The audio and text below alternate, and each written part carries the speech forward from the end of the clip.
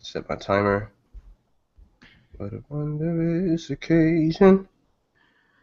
Oh, it's okay. It's starting. Ready? Welcome to Blerd Culture issue number 4. I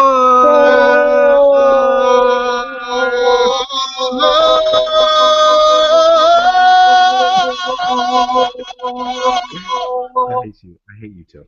Where Where Nerd is the New Black. I'm Troy, and I'm joined by my two co-hosts, Ethan Greetings and salutations. and Humphrey. Hi guys, I'm back. You went somewhere? Okay, join us as we discuss the various topics on a bi-weekly basis. On this week's show, we discuss why China was so dope, the magnificence of the Magnificent Seven trailer, and why, oh why, Prince decided to return to his Purple Galaxy. Mm. All right, but first we are going to start off the show with our character Chronicles, where each week we will give a bio on an important character and the impact they have made in the medium, whether it be in TV, comics, or video games. This week we will be talking about China. The biggest female wrestler, literally and figuratively, in the late 90s, passed away this Wednesday. In an attitude era where you have beer-guzzling rattlesnakes, eyebrow-raising Brahma bulls, and the most villainous wrestler to touch the game, Ms. Joni Laurer stood out amongst all of them, and could probably whoop them up too if she wanted to. Her physique was astounding, more bodybuilder-esque than the usual petite athletic figure that came with women wrestlers of that time.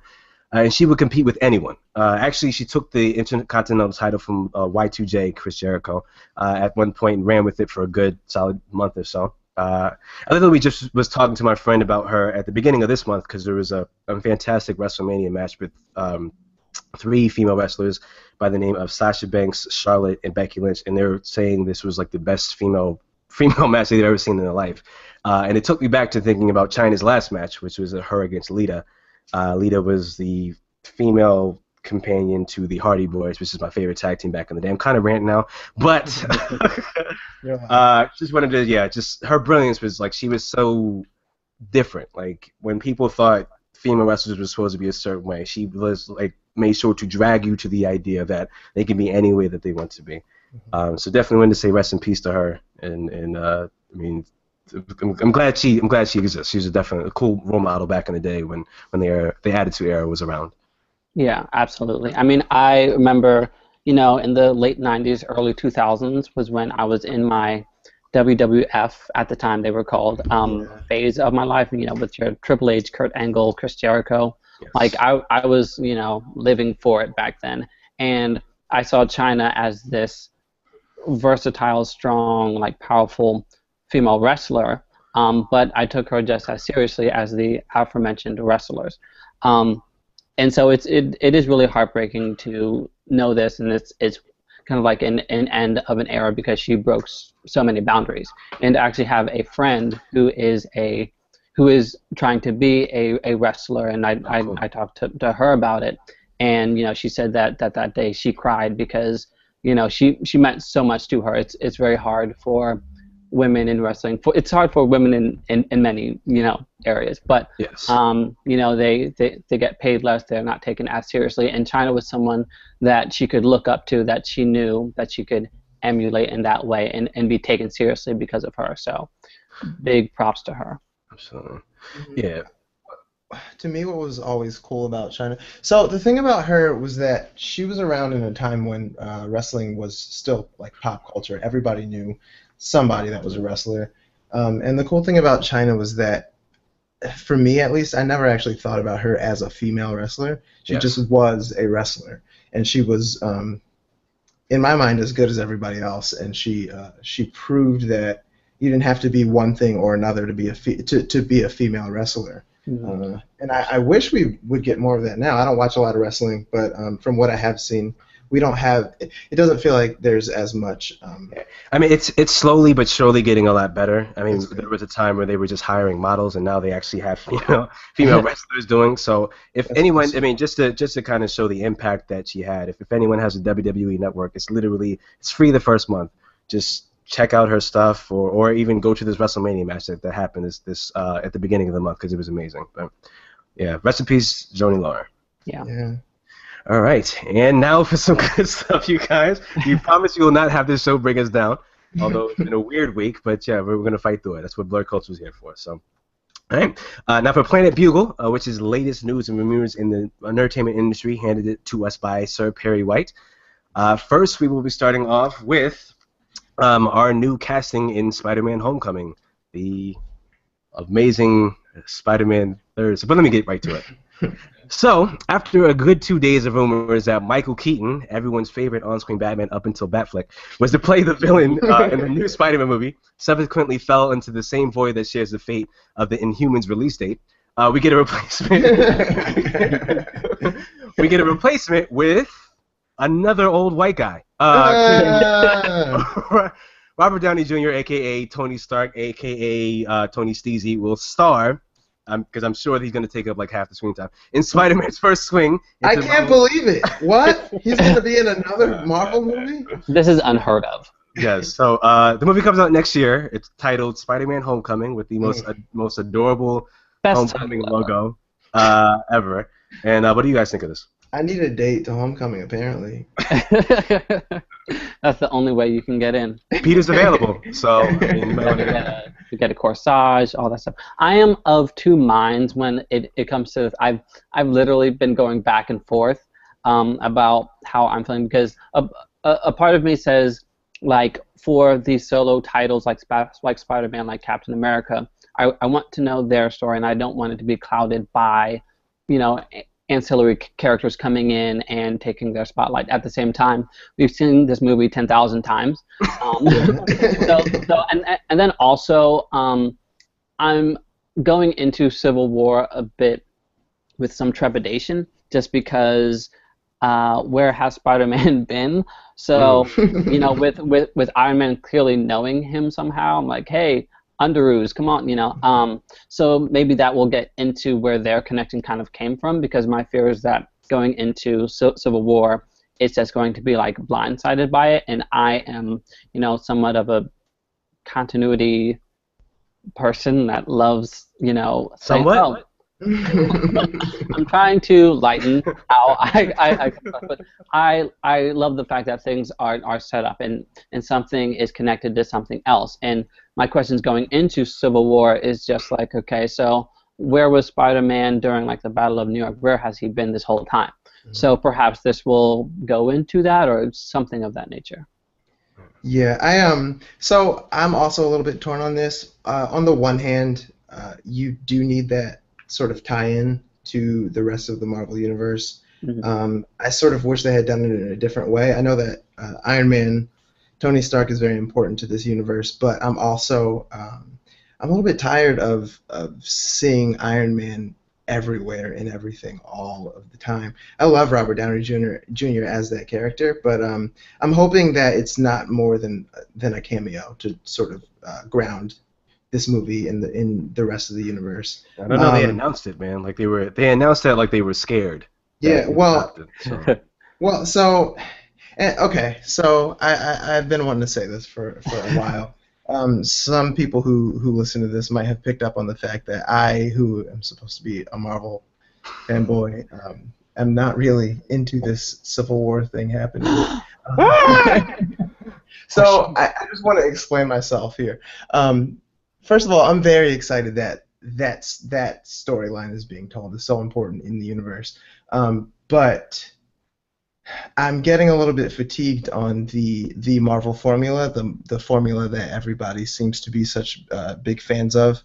I would like to see something new, and I'm hoping that Spider-Man: Homecoming does not end up being more of that same thing just because Robert Downey Jr. is going to be in it. So we'll see. I can't wait for this movie, for Spider-Man, though, for like a proper Spider-Man done by Marvel, for real. Yeah. Let me tell you the only thing I thought of when I heard this casting. If we can some way fandangle the Iron Spider-Man costume, the golden one, the golden red one, if that's in the movie, then cool. It's going to happen right away, not out the gate, right? Fine. If that's that movie, if that's what that movie is for, then fine. If he's not in it for that, I don't. It's just for him to do it's going to be the other. He's going to do the jokes that Peter Parker's going to miss. Like I don't know. He's going to. Yeah. But yeah.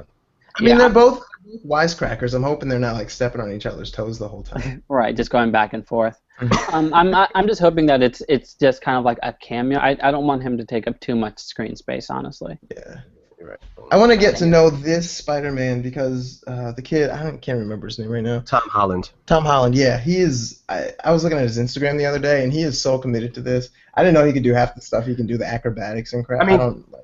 But think about it, like if you were 18, 19, and then you was like, yo, you get to play your favorite superhero. Oh, of course. Oh my, like that Absolutely. is why I think of anyone I've ever seen do these movies, I think he's the most into it because he's still a kid. Like he understands why this is so important to him. While the other ones, I mean, not to say everyone at Marvel is collecting a check. The only one I'm still convinced is kind of collecting a check still is Hemsworth. But everyone else is like they're into their roles, and especially with him. Although I still haven't seen that movie. Literally, I mean, him in Chadwick Boseman as T'Challa are the main reasons that keep me to this day excited for Civil War. So, Me too, exactly. Yeah.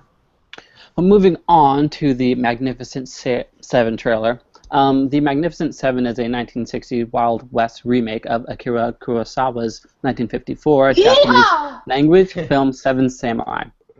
The trailer of the Magnificent Seven reboot was released a couple days ago, featuring a band of 7 gunmen who come together to help protect a defenseless village against dangerous ne'er-do-wells. So first, I would like to point out that this cast looks really awesome. We have Denzel Washington, my man. My man. My man. You have Chris Pratt, Hollywood favorite, you know. And also Vincent D'Onofrio, i.e. Kingpin, and Ethan Hawke. Is that how you say his name? I believe so. How do you say it? I just didn't know. Oh, okay. D'Onofrio.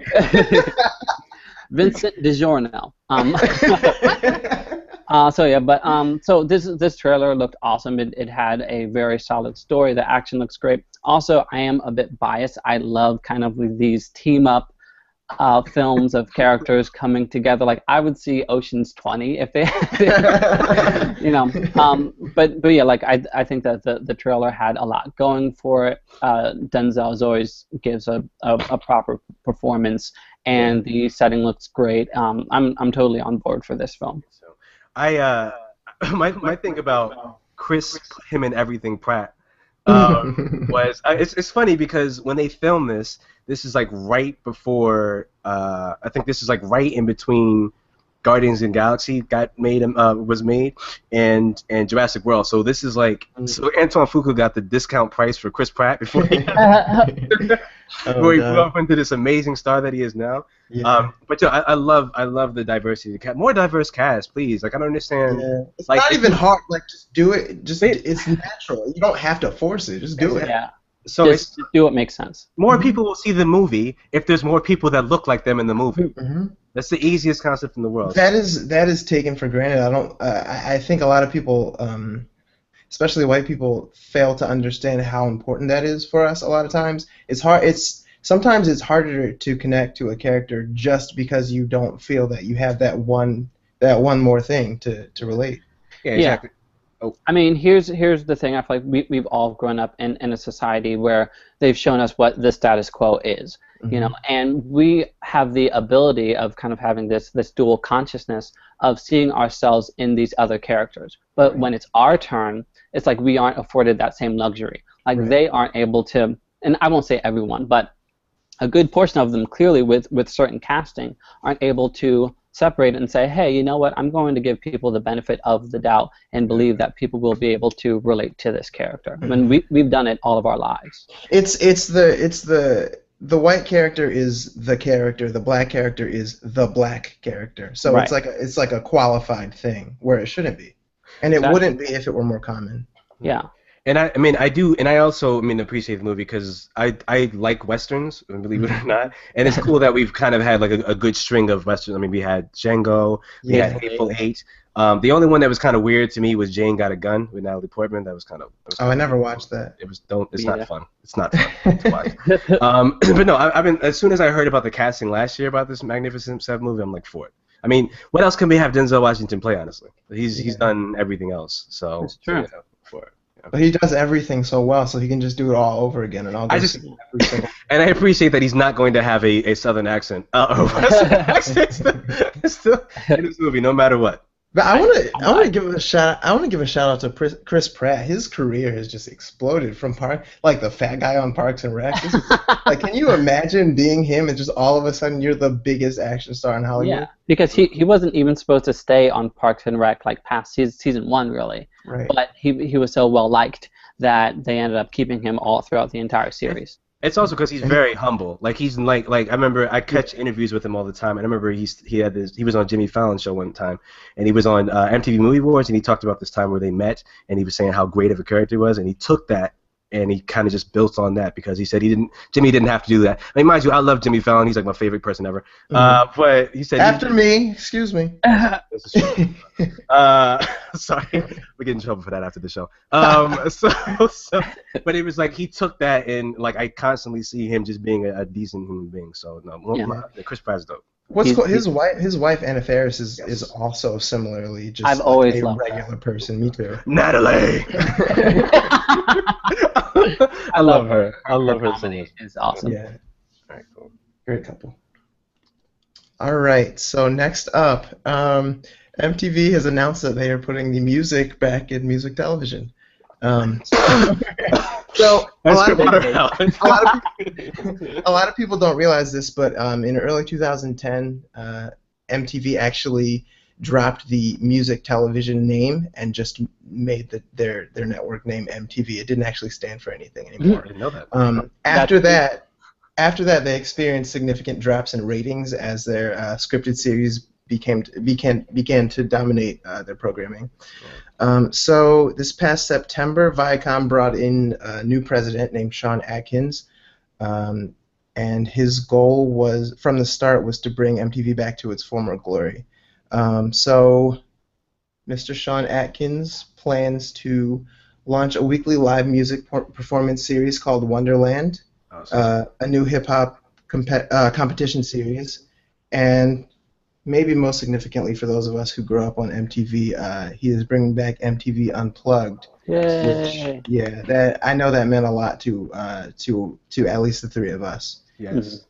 So the reason this is so exciting for me that MTV wants to put the music back in music television is that I always felt like I got to know performers through sort of through TV, the FaceTime. Now that we have social media and we're almost more connected to these people than we ever were, at the same time, it's like we lose some of the personality, some of the fun of getting to know these people. Is just very, unless you're Rihanna and you're just shading people on the internet all day.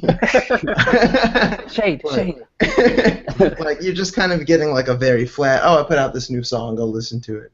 But I don't know. So one of the reasons I gravitate to K-pop so much is that they actually have very much the 90s and early 2000s vibe of the entertainment industry. True. Where you had the TRLs and the countdown shows and the live performances all the time. And so what they tend to do is they actually have these big music shows every single week, like every day of the week, where anybody from the biggest stars in the industry to just the nobodies who are just starting out get to perform on the same stage. And the same people get to see them and decide for themselves whether or not those people are going to be relevant. So I don't know. I'm really excited that MTV is going back this route because I missed that part of it. I can tell. Just out of curiosity for you two, do you guys have like a favorite MTV Unplugged? Lauryn Hill. I might. I feel like it's so vague in my memory, but then it's not. I feel like Nirvana. Oh no. I haven't seen that one, I don't think. Mine was Jay-Z because he had the Roots backing him, and they redid so much stuff. I remember Questo did Jigga What, and like the drums on that was. But it's funny. I'm glad. I mean, I was gonna say a joke earlier that when they dropped the music from MTV, they changed to Met TV. But no, I'm happy. Thank you, you guys. I'm just gonna add in like laughter at that part. Standing ovation. But no, I'm happy. Literally, the only reason why I watch MTV now is for Catfish. That's it. Oh God. Yeah. But outside of It's that, I still watch The Challenge and what's the other show? Here's my thing about the challenge. Some other show. There's this one dude who's still showing up to that, and I'm like, yo, do you have a family? Like, why? He has a wife. Oh, okay. She doesn't seem to like him very much because he's always away. That makes sense. She probably sends him away at this point. But I mean, he's terrible. So he's the least likable person I've seen in a long time. That's probably why they keep inviting him back, because he keeps doing controversy with people. Yeah, like I watch MTV mainly for Teen Wolf. I'm a sucker for supernatural coming of age tales. Aside from that, I literally forget that MTV is still like a station. Like I don't go, what's on MTV right now? Like I'll set Catfish to record and then Teen Wolf too. But I'm very happy that they're at least attempting to bring music back. I remember, MTV2's creation was specifically had the tagline "Where the music at." Yeah. And that didn't work out. But now it's just more MTV. Right. Where the music at? But like I honestly love music so much. I love live performances especially. There's something to me moving about a lyricist giving a performance that's heartfelt and meaningful, and there's something about a live performance that just can't be imitated. So I'm happy that they're making that a focal point. Yeah, me too. Cool. So moving on, it has been announced that Harriet Tubman, former slave, abolitionist, civil rights icon, and conductor of the Underground Railroad, freeing hundreds of slaves, will be on the $20 bill to commemorate. Get money! That is a bad punch. You're not allowed to be on this show anymore. To commemorate the centennial of the 19th Amendment, which established women's suffrage. The actual bill won't be in circulation until later in the decade, but the sentiment still remains the same. This is a major thing that's happening. For a time, Martha Washington was on the $1 silver certificate in the late 19th century, making her the first woman to have her likeness on paper currency since Martha. This is Harriet Tubman. Also, gratitude goes to Treasury Secretary Jacob J. Lew for his laborious mission to expedite the process and undergoing almost a year's worth of design proposals and heated debate, because as you might assume, people had opinions about what the likeness should be, so on and so forth. So it's really awesome that this is happening right now. It's a great thing, and it's funny because like I used to work at a bank, so I'm kind of glad with this news I don't work at a bank anymore. I know I would get some like old black lady, y'all got any Harriet Tubman 20s? I don't got. No, the bigger problem is you're gonna get the opposite. Somebody's gonna complain that they're getting those Harriet Tubmans and they want the Andrew Jacksons, and it's just like money. Think about this for a second. We are replacing a slaver for an ex-slave. Are you kidding me? That is and she's also wearing technically the first do-rag ever on the money. Oh my gosh! Shut up. Right, it's like how black is that? How black is that we are getting there, yo? This is amazing. What a time to be alive.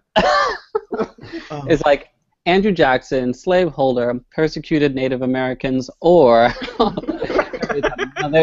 there's no real conversation. If you have an issue with this, I don't want to know you. And I'm sure Andrew Jackson did fine things, but there's so we have a mountain dedicated to white men. Like let's calm down here. And we have a country dedicated to white men. It's called America. Yeah, exactly. That's the point. And it's time for us to embrace all of our accomplishments, not just those of some. Wait, this is off topic. I just watched The Revenant last night. It's really good, but it was also super depressing, and I can't say if I enjoyed it or not. But there was a lot of Native American versus white man war in that movie, and it just it really hits home how entitled these people were when they got over here. Like this is ours because we said so. I don't care if you lived here for the last millennia. Yeah. This is ours now. So Harriet Tubman says no. I'm putting my stamp on this. Did y'all see that edit of the $20 bill with like her holding a gun and No. and I was like that if that's the bill then for sure. But no, it's I will start carrying cash again. Yeah, give me some tubbies. please let me drop some tubs on them. Mm. Okay, so cool. All right, now for Save Point, our video game news and review section, with Sean doing the lead on the PS4 Neo news. All right, so it's been reported. Shut up. It's been reported that Sony's planning to release a new PS4 codenamed Neo. It's said to offer improved processing speeds, increased memory bandwidth, and improved graphics capabilities with the ability to output 4K resolution. It's rumored that Sony is aiming to release the console prior to the October release of the PlayStation VR. So what this means is that Sony's basically releasing a brand new console, just a couple of years after they released the PS4. It will be compatible with all of the same games as the PS4, but the games being played on the Neo will offer much better graphics, and here's the problem: it might also offer much better performance. This is not unheard of in the gaming industry. The PC gaming world has been this way for decades. Exactly. But what it does do is that it complicates the console world, where it's always been sort of known for being much more easy and more accessible. Everyone has the same experience, no matter what hardware you have, no matter where you are. And I mean, I've heard that the goal is to make sure that all games perform the same between consoles.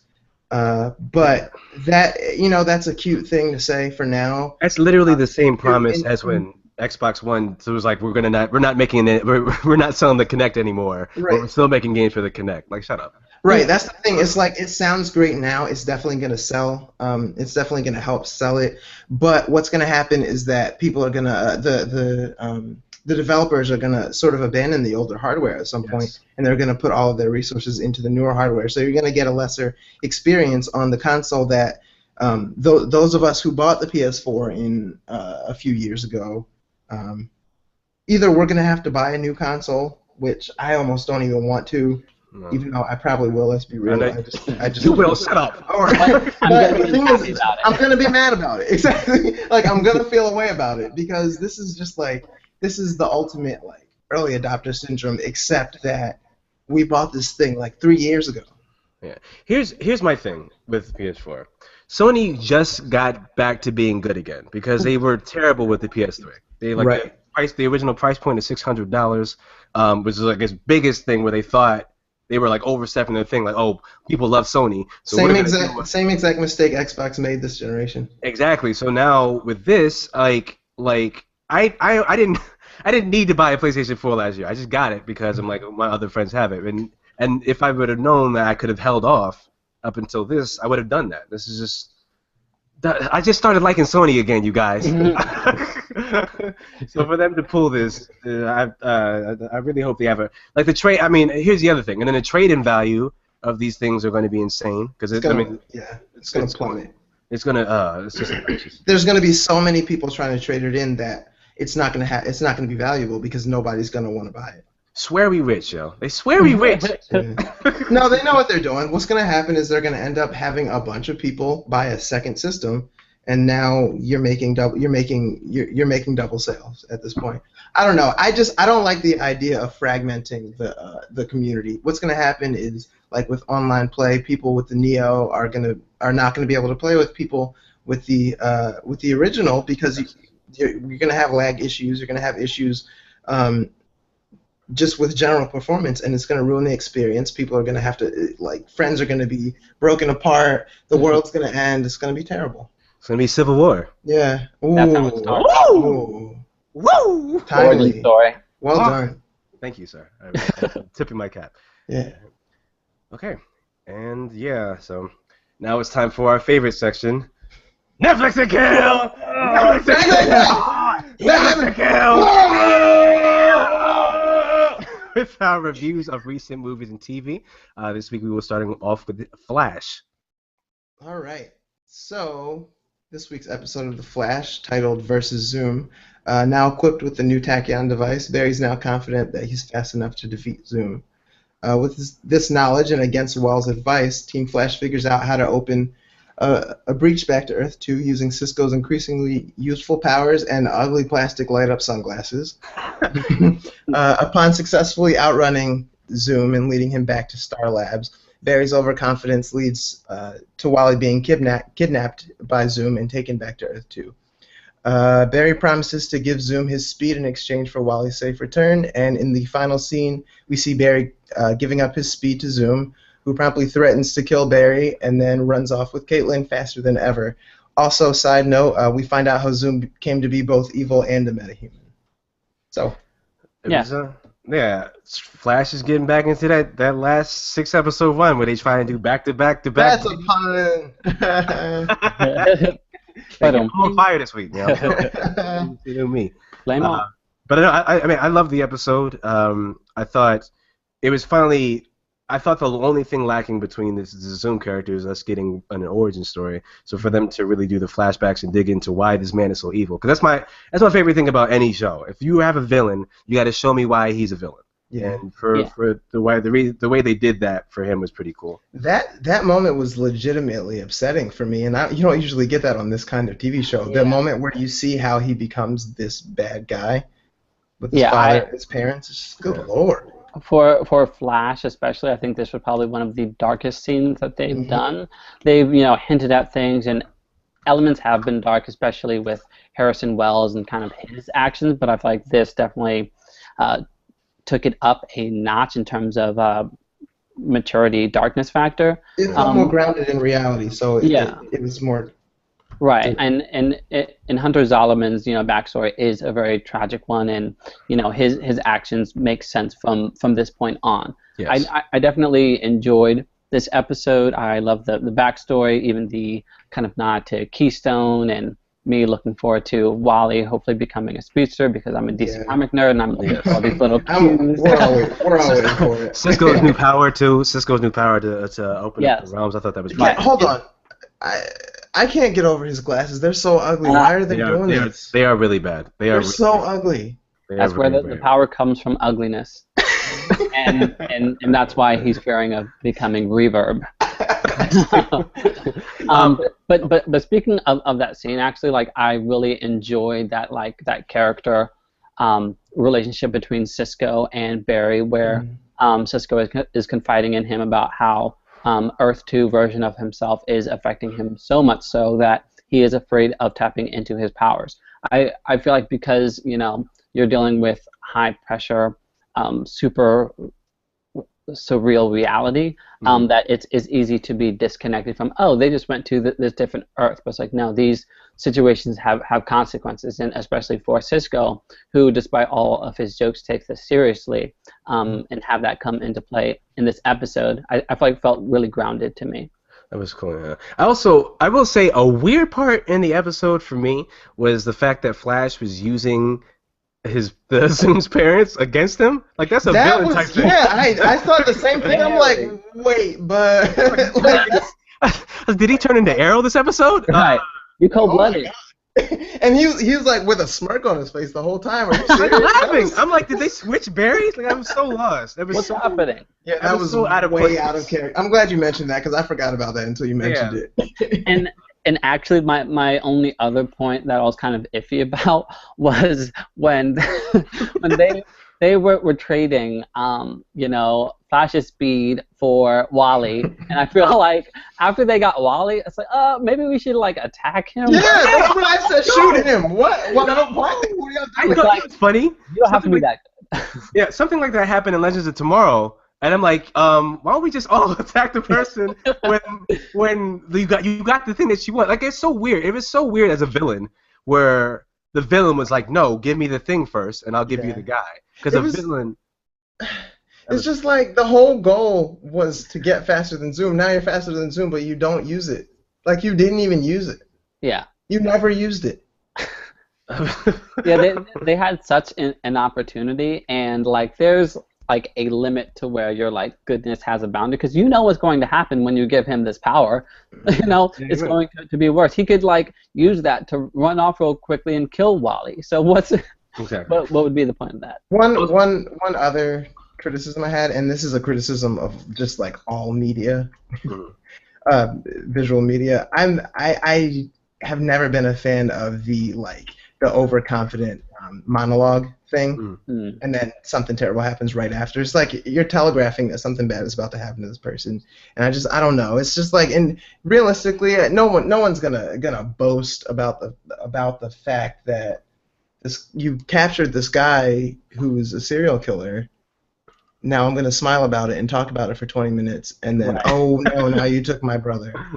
And also my friend later. Yeah, this specific exposition is incredibly hard to pull off effectively. Some shows are able to kind of get away with it, but you can, it's very telegraphed. You can see it a mile away, and that's the whole issue with these things. And it's kind of part of the genre where it's so much based on the reason why this is happening is because of this. But in order to not make it feel so narrative-like, it's super hard to pull off. Yeah, and just a side note of positivity. Can we talk about how gorgeous the West family is? Oh God, the entire family. Thank you. They make everyone look so not attractive on that show. Like, it's ridiculous. Everyone, especially Iris. But like anytime, well, Joe is like the best actor on the show to me. Iris is the most prettiest one, and then the Wally, the kid, has the most potential to me out of everyone in the show. And also found out he's a singer. But then again, half of that cast can sing. They need to do a musical episode. No, yeah. I love musicals, but most of the time the people on these shows can't sing, and I just don't want to find out that Iris doesn't have a voice. I've only liked one musical episode of a show in my entire life, and that was Scrubs. Scrubs had the best musical episode I've ever seen in my life. But I can't with other shows. I can't. But like, but yeah, no. I mean, it was cool to see like the relationship building of Joe and Wally, for him finally moving into the place. Although I was very confused as to where Wally was staying the entire season. Right. And in his car, of course. And then the final build up between Iris West and Barry for this inevitable relationship that they're going to do. Especially after that one episode where they went to Earth 2, and she was like, "I'm not gonna drool," but yeah. Calm down, Joy. That's all I wanted to talk about. Okay. Quick point before we move on to our next segment. My favorite musical episode is Buffy the Vampire Slayer once more with feeling. Okay, so moving on, Agents of S.H.I.E.L.D. This episode is called The Team. Agent Sky, because I refuse to call her Daisy because Sky's cooler, i.e. Quake, calls upon the Secret Warriors to rescue the rest of Director Coulson's S.H.I.E.L.D. team after their plane was captured by Hive. Quake and Lincoln are joined by Joey and Elena to complete this mission. This was a long-awaited episode, and to me, it definitely did not disappoint. Yes, sir. I'm not super familiar, with these Secret Warriors, but ever since Sky got these powers, that's been the conversation amongst the AOS community. So this is a very long-awaited episode. One of the show's biggest critiques has been that it hasn't been superhero-y enough. With shows like with shows like Arrow, Supergirl, Flash, Legends of Tomorrow, Daredevil. It's like you see people in costumes, they're fighting, and they have powers ultimately. And this show, it's always like to the left of that. It's like literally dudes in suits talking about the Avengers. That's all the show was for like 2 seasons of that. Yeah. So much exposition in that show. Right, and so having a team involving Inhumans felt very fulfilling as a result of this. I definitely could have dealt with more. Joey has the power to melt metal and to mold it and make like weapons. Elena has super speed and bursts. So ultimately, seeing them all together was very fulfilling. I was going to say, I thought it was really cool that they had the diversity. That was my other thing, was you had 2 Spanish people, and the Spanish dude is gay, and then plain old I forgot the electric dude's name, but I don't like him. But it was cool. And then you have Lincoln. the Asian actress is the leader of the team, so I thought that was cool. Yeah, I definitely love the diversity of this cast, and I'm one who loves metaphors, and even when it came to Joey, and in prior episodes he had issue with controlling his powers, and I feel like that dealt with who he is as a person, and so coming into this episode a bit more grounded and a bit more stable felt very natural. This kind of leads to my one negative thing, which I could have honestly dealt with more of them acting as a team. I feel like we didn't get enough time on screen for that to happen. Yeah, it's very short. They split up too soon. I also feel like they didn't really need to add the double agent thing. I feel like after Bobby Morris and Lance Hunter leaving the show, we could have just dealt with a pretty kind of safe, just give us this awesome team up show. But I would say here's the thing that I didn't like about the double cross. It's the actress, I think it's Chloe Bennett or something. She's not. I can't believe her as a villain. Now, when Ward turned into a villain in the first season, I was like, this fits because you've been boring the entire season as a good guy. That was amazing. I have to give credit. That was an amazing turn, yeah. and he was on fire after that. He was he's my favorite part of the show.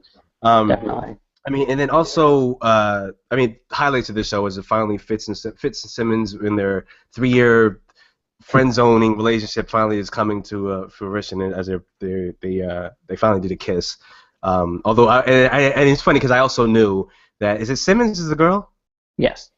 I knew Simmons was going to make the move. I knew Fitz was not going to make the move. And like you said in the beginning, the beginning with the team up of them four, just to finally see powers different powers than what we usually see on the big screen, all team up in a row, was dope. I love the rubber band. Yo-Yo. The Yo-Yo was dope. Yeah, that was really cool. She has the power. If Ethan explained it a bit, but basically she can run at super speed, but she has to go. She can only go a certain distance. It's in between heartbeats. So if she can run as fast as she can in between one heartbeat, but by the time the heartbeat comes back, she has to go right back to the spot where she was, which is the most. That's so frustrating. Oh my God. So she would she could I would want that she could rob a bank, but she'd have to go in and then take all the things and come back to the same spot she was before in the middle of a heartbeat. Wait, so the exact same spot? Can she be an inch? Can she be an inch to the right? No, it's literally the exact same spot every time. She should be dead then. it was but yeah. She and then the other thing is she's full blown. She speaks Spanish mainly, so she has little bits of Spanglish in there, which is kind of cool. It was cool to see her. It was cool to just make it not. They didn't force it to where she had to speak English. We had they make us listen to her speaking Spanish, and that should be in more shows. I don't know. I thought it was cool. It's getting down to the nitty gritty where they have to tie this into Civil War, which is last year's was kind of whack for Age of Ultron, but the year before that when they tied it into that was amazing. That was astounding. That was I've never seen anything ever done like that. Yeah, I remember being in the theaters watching Winter Soldier after having just seen Agents of S.H.I.E.L.D. the previous night. I'm like, oh crap, that's what's up. Oh. So I finally tried to start watching that show right before Winter Soldier came out because Troy told me about that part, and I got 2 episodes in, so I didn't actually get to enjoy that. It's a rough show. I didn't not enjoy it. I was just watching a lot of other stuff, and I have to let something go. Like how the first season of Gotham dragged. And this second season is on fire to me, but the first season of Gotham, you kind of just have to stick with it. You're all right, I know this is gonna get better eventually. Right. I'm just waiting for it. So the same thing happened with Agents of S.H.I.E.L.D. Yeah. So, okay, all right, and so this week we're gonna do something special. We have our next issue number 5 is going to be our Captain America Civil War extravaganza. We'll make it just as successful as Batman vs Superman, since that was a very mixed review show. And don't worry, I'm going to be just as loud about it, no matter how I feel about this movie. This is a Marvel film, and I am here for it. Yeah, I mean, as drab as I'm being now about it, like I'm sure when I get out that theater, I'm gonna be hype as hell that we finally got. Absolutely, somebody's gonna have to tell me to shut up again. But I mean, like I want this to be an amazing film. Mm-hmm. I need it to be. Although I don't want to hear anything about Batman vs Superman after. Like I just want to see that movie. I want to enjoy it. You will. It's two versus movies back to back. It's true. But yeah, we just wanted to give our thoughts on the first Captain America. Two movies: the first Avenger and Winter Soldier. I personally didn't like the first Avenger, so I'm not going to talk about that. What did you guys think of it? I watched it. I remember you're talking about the first Avenger, right? Yeah, the first Avenger. Yeah, I remember enjoying it for what it was at the time, but I think I've mentioned this before. I was never the biggest fan of Captain America until Winter Soldier. I thought he was very, very boring, similarly to Superman. Although I actually do like his origin a little bit better. But so I just wasn't. I don't know. I wasn't that into it. I didn't have any attachment to the character. And so for me, it was just more of like going through the motions to get to the next Marvel movie, I guess, at the time. Mine was probably completely different. I went into it with very low expectations. I kind of saw him as that Boy Scout character, and I got his character in such a way. I'm not saying that it had the best story or the best whatever, but in terms of me understanding who this character is, I definitely got that. Like there's this kind of statement that was used where he said that his goal was to fight bullies, and as simple as that is, it felt like it takes nationalism off of the center stage and just it just focuses it on people who do bad things, and seeing seeing Steve Rogers before he became Captain America, and then seeing that transition where he is Captain America, but I still saw who he was before. And so when it comes to character development, I give all the credence to that film, because that's what made him, to me, my favorite Avenger. Yeah, I really like that you mentioned the bullying aspect, because I actually forgot about it, but it did mean a lot to me. I remember when I was seeing it. I sort of forgot about that until you mentioned it, but I'm glad you pointed it out. Yeah. Yeah, I will say, as far as character development and like the whole story of this following through with Bucky and how it's going to like come to a front with the Civil War movie, I'll give it that. The execution of it was really weird. Like the pacing of that movie was just so weird, and then the waste of Red Skull, which is literally Captain America's. It's his biggest enemy. Like I only know about Red Skull. Like the only villain I know for Captain America is Red Skull. Mm-hmm. And mind you, they had Hugo Weaving, which is one of my favorite actors, and they didn't really do much with him. That's why that movie kind of left a sour note. But all in all, it led to Winter Soldier, which is my favorite Marvel Cinematic Universe movie. Yeah. So I will give it that. I It felt wasn't bad. I don't think bad. It wasn't bad. I just felt like I needed, it was a movie that I would need to watch it to get the next movie. So I was if I didn't watch it, I wouldn't feel as fulfilled with Winter Soldier, because boy was I fulfilled with Winter Soldier. Oh yes. Yeah. I will just go to start saying I love that movie because one, it took a risk, and two, it was a serious movie, and not that I need it. I need certain things to not be serious and certain things to be serious. Like Iron Man was actually a pretty serious comic book character, if I remember right. And I appreciate Robert Downey Jr.'s twist on that, but I felt like with him and these corny jokes that we were getting from Kat Dennings and Thor, that when we were going to keep getting into these stinger things. You remember them jokes? Oh my god! It was just out of place completely. They're like, oh, I can't wait to see what he eats for cereal, for breakfast, and look at his boobies. I'm like, all right, man, all right. True, boobies are funny. What do you mean? Chris Hemsworth's boobies is all right. But so I don't know what that means. I don't know what that means either. When I saw them, I didn't know what that means. It's like, wow, how do those exist? Okay. Mm, they just do.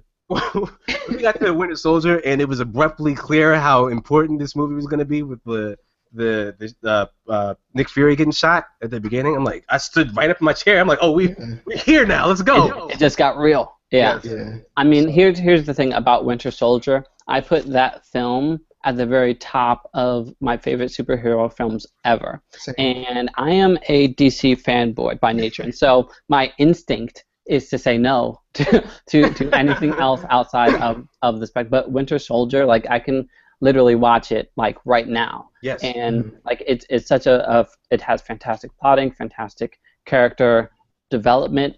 It has this political intrigue that I live for. I loved every facet of that film, and it felt like this was Steve Rogers' team, like where the end and they all kind of come together and trying to take down Hive. It's such a fulfilling like coming together that's solely based on the merits of this character and his story and his allies around him that I couldn't help but be amazed by it. Right. So Winter Soldier for me was such a special film because it was the first one in the MCU, I think, to break the formula, to kind of do its own thing and tell the story that it needed to tell in a way that made sense without shoehorning this silly, jokey formula that doesn't fit. But then on top of that, it did such a good job. I think this might be sort of an underrated aspect of the movie. I think it did such a good job of establishing the friendship between Captain America and Falcon, Anthony Mackie. And it was sort of like just some little, yeah, exactly. It was just some little short fun moments that made sense. It felt appropriate to the film, and going forward into the Avengers, it feels like their relationship is real. Like it developed in a natural way, in a way that I believe. And then on top of that, it was like a spy movie, spy superhero movie. It was like James Bond in tights. This is amazing. That's what I've always wanted. I didn't know it until this movie. Oh God. So and then the other big thing, this is the first Marvel movie to me where they got the action down like. Those fight scenes. In the elevator scene? Oh not even, but how the movie starts out. It's Captain America. He jumps off the plane. He goes on the boat. He's literally fighting people like how Captain America should be fighting people using parkour, his strength, his speed, the accuracy of ricocheting the shield and catching it back to him. Like, man, and then like the intensity of the hand-to-hand fight scene right before they had the big ship scene of him and Bucky where they were fighting with the knife. Oh my god, yeah. Mm-hmm. No, I just yelled about the elevator scene, but seriously, if you've heard me talk about like the Daredevil, the stairway scene, the hallway scene, and the prison scene, I love these fight scenes in these confined spaces where you have to be creative about choreographing these fights and about sort of showing using the environment in a unique way. Yeah. You don't have open space, and so you have to do with it what you have, and I loved that scene. And then here's the other thing: it had jokes where it needed to have jokes. Yeah. Exactly. Like when he went to the Apple store and the guy was that cornball guy who was just making like that's where I want my jokes in the super. I don't need quips in every single thing. Exactly. Of a thing. So we don't need it during fights if the fight is life or death. It doesn't make any sense. Like the on your left thing in the beginning when that is appropriate. Like yes, for this movie that's all I need. I don't need. So, and that's the one thing I'm scared about Homecoming because there was a million jokes in Iron Man, so there's gonna be a trillion jokes. You know what?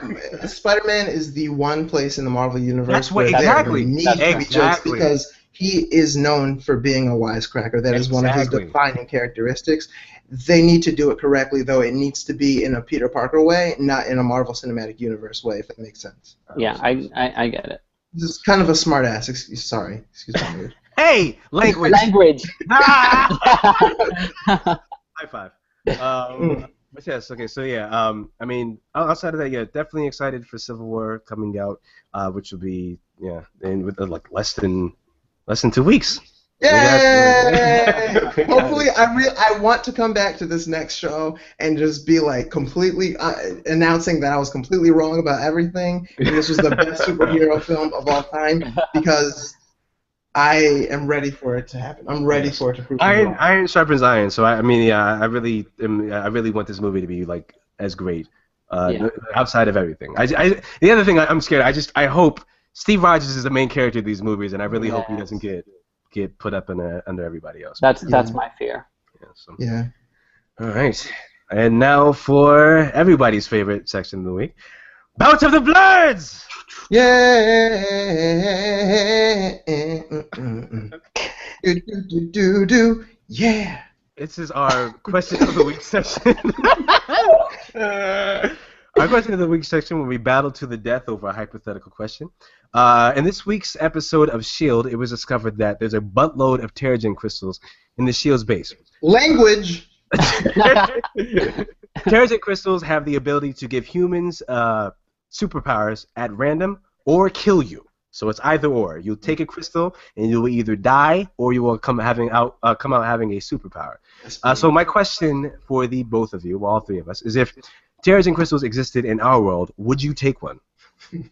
Go ahead. Okay. I'll speak on this, and perhaps I'm coming from a place of vanity, which I know I'm not known for coming from, but Nope, never. I feel like I wouldn't die from this. I feel like Yes. I feel like I'd be like a chosen one, and I'd get like these awesome powers. Ethan's the first one. Oh my What? God. Is that bad? No, You gotta have faith. you gotta have confidence in every facet of life. Okay, I mean that's just like because I don't know, like the risk to reward, and I know it's like death is high. If I could get It's a very painful death. You turn into a stone and you break away, and that's it. Wait, wait, what if you turn into stone? Isn't that instant? You won't feel anything. No, your body slowly gets consumed by the stone. Like Oh, think it's of, slow? like remember in Man of Steel when they got sent into a negative zone and that the pod like slowly froze them. Yeah. It's kind of like the same thing. So, go ahead, Ethan. I hate pain, but I feel like once again, like I'd come out of it like really awesome. So yeah. Yeah. All right, here's me. So first of all, I have a very high pain threshold. I don't know where it came from. Tattoos don't even, like. I'm just like, why are y'all crying? This is not a big deal. So I have always imagined myself as the type of hero with like tech powers, not necessarily like powers, powers, tech. You know, that's what I do, like Yes. Batman. So I've never really imagined myself as having like real powers. Mm-hmm. That said, I could also do both if I Yeah. risk taking. Okay, well here's my thing with yours real quick. With yours really quick. I remember when I watched Heroes, there was a kid on there who had the power to manipulate any tech, so he could Yeah, decide. I mean it's called technokinesis. Oh, yeah, I thought it was technopathy or techno. Technopathy. That's understanding and being able to speak to like computers. Okay, then That's what Cyborg has. yes, there we go. All right, so I'm stuck there. So I mean, well, me. I don't think I dig it. Nah. I knew you were gonna say that. As hopeful as I'd be, like here's the other thing. Okay, because also your powers could be sucky. There was a character on Agents of S.H.I.E.L.D. She could see the future in glimpse, right? But her skin was scales. Her skin was scales and needles, so she couldn't touch anybody anymore. And the other reason why it pissed me off is because it was this light-skinned black woman, and she was the most gorgeous person in that cast, and they made her to the Okay. Actually- Real quick about that though is that like there's this kind of deeper message about these Terrigen crystals in that it shows who you are inside. So just because she's yeah, a that's true. beautiful, That is very true. black beauty, on the inside she's a prickly. I mean, I'm a mean person though, so it would work for me. That's Nice. fair. So you remember Negasonic Teenage Warhead from Deadpool? Yes. So that version of the character was not at all what the comic book character was. The real character's power was actually to predict her own death. Oh. Yeah. And she did it, I think, twice. She did it. She did it once, and then she died right after. And then she came back and she did it again, and she died again. So like you could end up with those powers. And Yeah, I'm gonna stick with. I'm gonna join Batman on his crusade. I will be part of the Bat family. But Marvel, because Marvel's better. I mean, as you know, Robin's my favorite here, and that's who I base myself off of. We know, At the same Ethan. time, I want an added advantage. So if I can have anything extra, I think that would be good for me. I'm cool on not dying though. Like Same, I like living is good. The living thing. I mean, I don't like risks like that either. So this is also probably just me being safe Troy all the time. But the only time I take a risk is I'm weak. You're right, but I'll be alive though. Here's the thing. I try to escape from reality as much as possible. That's why I watch as many TV shows and movies, and I write. So if there's like a chance of like, hey, if Pokemon is real, if I can have superpowers, I'm probably gonna take it. I've been waiting for Pokemon to be real like since '96 or whatever. No, man. I'm ready to go. I'm ready to go on my journey at 10 years old across it. My job would be Pokemon Master. Like that. Haunter exists, bro. You be sleeping and Haunter would fly through the room. I'm good. Haunter. Yeah, but you can catch it and you can have he can be yours. Nah, but you can get into your nightmares. And apparently he's like really like. No, that's Gengar. Never mind. Gengar is good competitively. It's a fun one. Haunter in what's it? That's not Ghastly. What's it? Ghastly is the pre-evolved form. Yeah, exactly. The first form. I was thinking of the... Wait, we're talking about Marvel right now, though. Oh, yeah, that's right. Yeah, so, I mean, well, all in all, yeah, I wouldn't take it because I'm a pansy. I'd take it because... I'm enjoying the benefit. Okay, got it. So, I guess you guys win, but if y'all die, I technically win. I mean, technically, yeah, I was going to say. Wait, what is it like a 50-50 chance? How does that work? It's a 50-50 chance. Ooh. It's not like because there's odds are one of us will live between me and Ethan. Yeah, true. I don't know, Ethan. I don't know. Yeah, but and then the one that would survive would get like terrible powers, like turning that like Alex Mack when she could turn into the puddle, and that's it. She was a tough customer. I don't know what you're talking about. You could slip.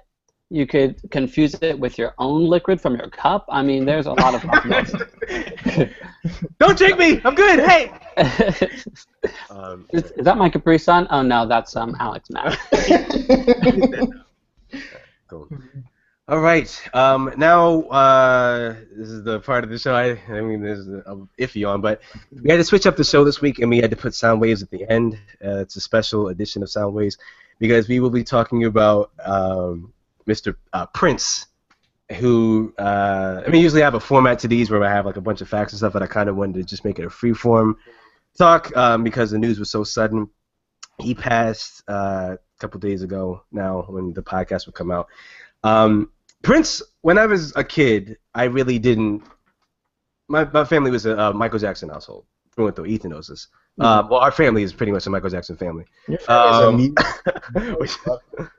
Yeah. So when I would hear glimpses of Prince, but I never really got to dig into him. So not until I decided I was going to be a big time producer. I mean, well, not a big time, but I wanted to definitely delve into production.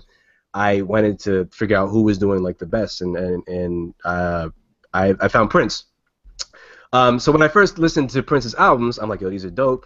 These are way ahead of his time. And then when I found out that he actually played and wrote everything on these albums, I was like, off top, he's my favorite artist. Like, well, legitimate musical genius. Like for me to find out that like he knew how to play 30 instruments, like masters of them too. Not like he was just fiddling around on a cello or something like that. Like, you know, he knew how to play everything. And for that to all be in one human being, to have that pressure and then to be smart with his, I mean, to be smart, to be unapologetically black, to be unapologetically androgynous too, because he was so proud. He was so cool. Like, for him to be cool to just be like, I'm gonna wear what I want, and I'm still gonna get your girl. Like, every single girl, they all wanted. He Every one had of them. heels, 6-inch heels on, butt out, hair permed, sunglasses, booty shorts, and he was still grabbing girls, man. The original Mr. Stereo Girl. Yeah. How? He's Prince. Yeah, exactly. Yeah. And then for the most part, he would be enchanting dudes too. Like, yo, is that Prince? Like, Prince kind of looks good. So I just when it hit me, it definitely sucked. It was not a cool day. I was not trying to talk to anybody when that happened. Because Prince was supposed to outlive us all. I don't know if y'all knew this. Technically, he's not even dead to me. He just went on to the next plane. Because Donald Trump is really winning this thing. I don't get how I'm ranting now. I don't get how he's alive. It's not the good ones die young, they say though. But Yeah. Prince is 47. It's cool today, 50. So, but yeah, I mean, my favorite song.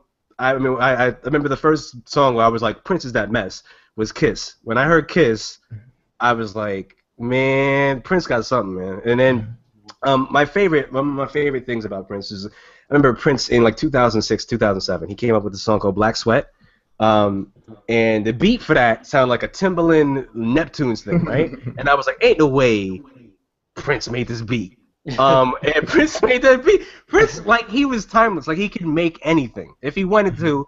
He could make any type of song that he wanted to, and people were here for it. He was making rock hair band music in the 80s. He made R&B in the 90s.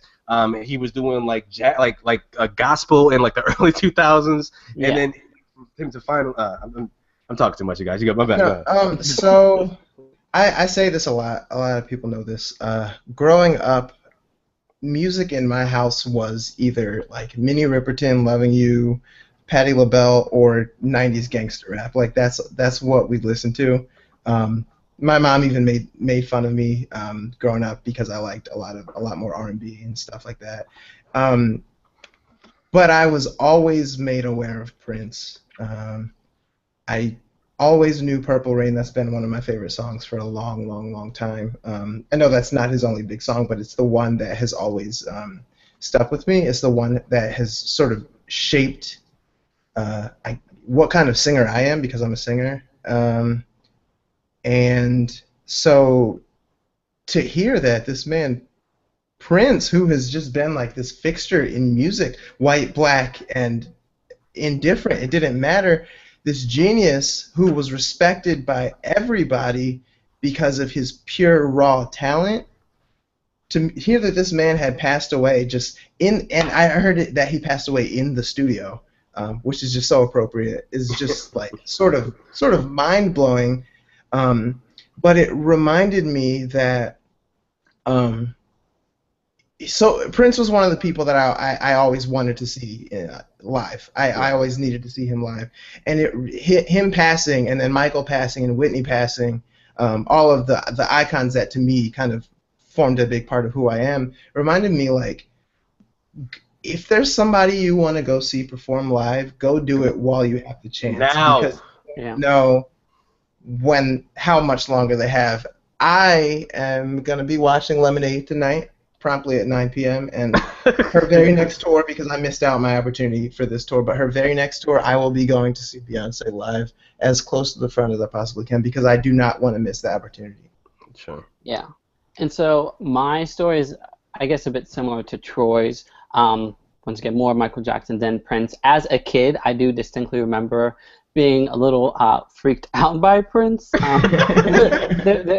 There was something, a little scary to him when I was younger. As I grew up, I definitely understood his influence, and as I kind of came into my own as a musician / artist myself and lover of music, his talent was absolutely undeniable. One of the standout moments in my life where this became so abundantly clear is when he did the Super Bowl performance. Yeah. And that, hands down to me, was the best It's the best Bowl one. performance. It's the best one. Absolutely, He can without freaking question. Rock that guitar as a self-proclaimed artist, I play guitar and I sing and stuff like that. And I wish I could play guitar like not only that, but he, as Troy mentioned, plays so many other instruments, and I'm still like I can get by on guitar, but like I'm not a Prince. He was like killing it, and I'm like, oh wow, he's like at that level, you know. And his artistry, and also his constant fight for truth in artistry is something that I just appreciate. You know, as once again a writer and singer and just a lover of art, it's about freedom of expression, and Prince always fought for that, and I'm always on board for artists who do their own thing, who naturally go against the grain, who don't think, I wonder what people are going to think of me if I do this. And so honestly, like losing two of my biggest icons this year with David Bowie, who did the exact same thing, it's just a lot for me to take in. It's just a very powerful sentiment that I feel like needs to remain prevalent in this world where superficiality seems to be the flavor of the day, and true artistry and musicianship is dying. So I would just stress and hope for all of us to, you know, look up Prince songs and look up artists who mean something to you. You know, I feel like they shape my lives, and I feel like they shape so many people's lives, and they give us hope. Music is something more than just bars and chords and lyrics and a catchy tune. It's magical to me, and that's what Prince represented. Yeah. Just to speak on the David Bowie thing, there was a tweet done by Mark Bernardin. He's like one of my favorite podcasters, a black dude. But he said, I'm paraphrasing, but he said, what David Bowie was for weird white kids, like Prince was for weird black kids. Like, if you didn't feel like comfortable, like listening to everything, like he was for you. So I loved, basically, like them two showed like they were as weird as they were, or whatever, or feminine or whatever. Like they were men. Like they like first and foremost, and it showed you like you don't have to be this general idea of what a man should be. You can be anything you want and still be this. They were men because they were so completely themselves, unapologetically, always. They were comfortable in their skin, and on top of that, like both fought for what they believe in. David Bowie fought for black people to be on MTV. Yes. There was a time where MTV did not want black people on their station. Literally only showed Michael Jackson. Yeah, and David Bowie wasn't okay with that. And I feel like these are the things that we need to remember about, you know, artists who speak out, because that is honestly their job. Yes. Be yourself. I want to say one more thing about Prince. This show is about and for and by black nerds, and in his own way, I believe that Prince was very much a black nerd. He was like the first. He was like the first one, and an icon of our demographic. I want to say he was amazing. I don't know if he'll be widely recognized in that way, but to me, that's what he was. He was very important, and I'm so grateful that we have him. Because it signifies a counterculture that is not aligned with a stereotype, because we are more than one idea. Yeah. And last thing I want to say on it, okay, so yeah, I was really feeling like down about it when it happened, but the one of the main things that made me happy is like, okay, Patton Oswalt was my favorite comedian. He's had a joke. He had like two really good jokes about the Prince thing, and it like immediately just made me happy. But I wanted to say, as happy as it is, like his wife recently passed just yesterday in her sleep, and for him to be like. For him to have that shining light from me, because that was when I heard Prince die, I was like, my day is gone. That's it. And then Pat, like I read those two things from Pat, and it just immediately made my day a lot better, because it made me just. I read the things with Pat, then I turned to MTV, and MTV was playing a marathon of Prince stuff all day. So I wanted to just shout out. I mean, he's not going to hear this, but shout out for him, because it meant something for me for him to do that for me, and then for this to happen to him is just kind of insane too. Yeah. All right, so anyhow, rest in peace, Prince. Rest in purple. Thank you so much for everything you've given us. Yes, thank you, Prince. Got you, Sean. You wanna sing some? I know you want to. Do you want me to? Of course, I want you to. I only wanna see you laughing in the purple rain, purple rain, purple rain. Purple rain, purple rain. Purple rain, purple rain. Woo. All right, that's it. Thank you. All good. We wipe these damn tears. Okay, but yes. There's some in my eye. All right, but yeah, that's the show. Thank you guys. This is Blerd Culture. So now remember to follow us on Twitter, Instagram. I'm about to be dumb heavy on that now of a bunch of videos and memes and stuff because we know you guys love those. Once again, our next issue will be our Civil War extravaganza. And also, we are starting this new thing out now. I don't know if you guys caught last week, but we have a Blerd Culture-ish thing where we can kind of just do free-form talk about news. And we had our first official one of that last week. So you should check it out. Good vibes there as well. And, this is Troy signing off. This is Ethan. Thanks again for listening.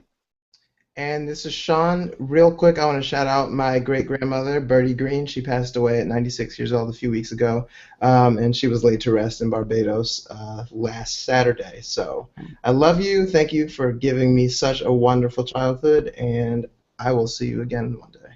Yes, love you. All right, peace, y'all. Later. Bye.